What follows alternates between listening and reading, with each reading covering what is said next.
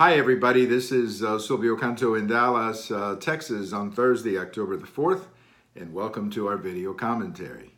Well, it looks like the senators have their FBI report and they're looking at it, and it looks like there's going to be a procedural vote on Friday and then perhaps a confirmation by Monday. I hope so, because I think this has been a total travesty and a great disaster for the country, what we've seen here in the last few weeks. There's also, according to some polling data and some news sources, a backlash against the Democrats brewing across the country. Now, remember that when you're looking at these midterm elections, you really shouldn't focus that much on national polls. You need to be looking at state-by-state polls, because after all, that's how people are going to vote. I mean, I'm going to vote in Texas. I'm not going to vote nationally for anything. And that's what we got to be looking at. And in 5 states where Democrats right now have tough re-elections, Montana, North Dakota, Missouri, Indiana, and West Virginia, this Kavanaugh story is really hurting Democrats. And the only way that the Democrats can pick up the Senate is if they keep those 5 Senate seats. At the moment, it doesn't look good for the Democrats to keep all of them. They may keep one, maybe Manchin in West Virginia, but that's about it at the moment. And I think that there's a backlash, and I can certainly understand why there's a backlash. I think that honest people cannot be happy with what they've seen here in the last couple of weeks.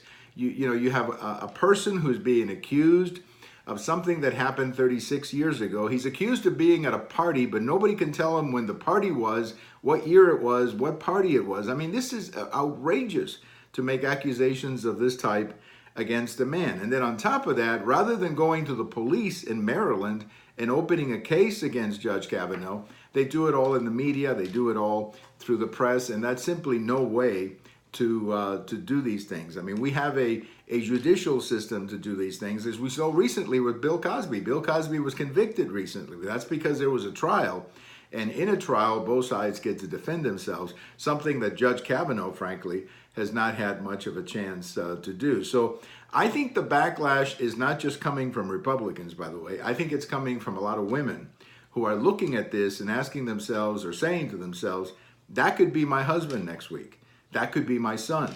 That could be my brother. Meaning the idea that you just accuse a man of something and automatically you've got people marching in the streets saying that they believe the woman, even though they haven't seen any evidence of anything. I think that is devastating for the Democrats. So I think this whole thing, I think the Democrats went, frankly, one step too far in all of this. What they should have done is they should have brought this up during the hearings, and they should have dealt with this the right way, bringing it up at the hearings or bringing it up privately before the hearings with Senate leaders. And this thing could have been investigated in private. But once they threw it out in the public, then, of course, the circus began that we have seen here for the last couple of weeks. So yes, I believe he will be confirmed, Judge Kavanaugh. And I think many Democrats are going to regret that they did this, including Dianne Feinstein, who I think we need to understand.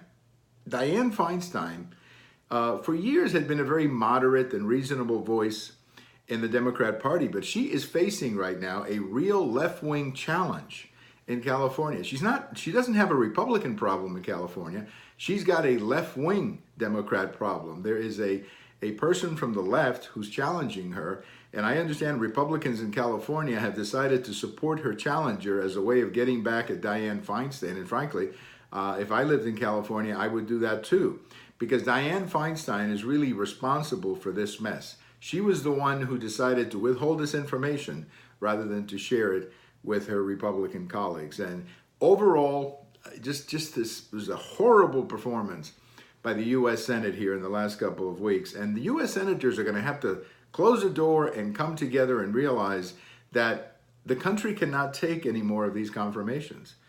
Confirmations have to return to what the Constitution says they are, which is advice and consent. But when confirmations become a battle about the last election, nobody wins. The Democrats don't win. The Republicans don't win. The country doesn't win.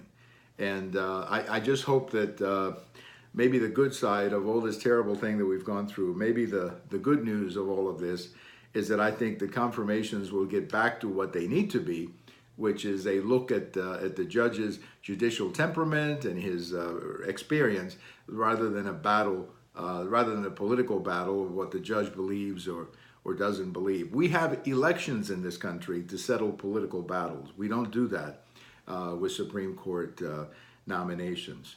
Well, thank you for watching. We have all of these on YouTube, we have them on Twitter, and we have them on my blog. And if October the 4th is your birthday, happy birthday. Bye-bye, everybody.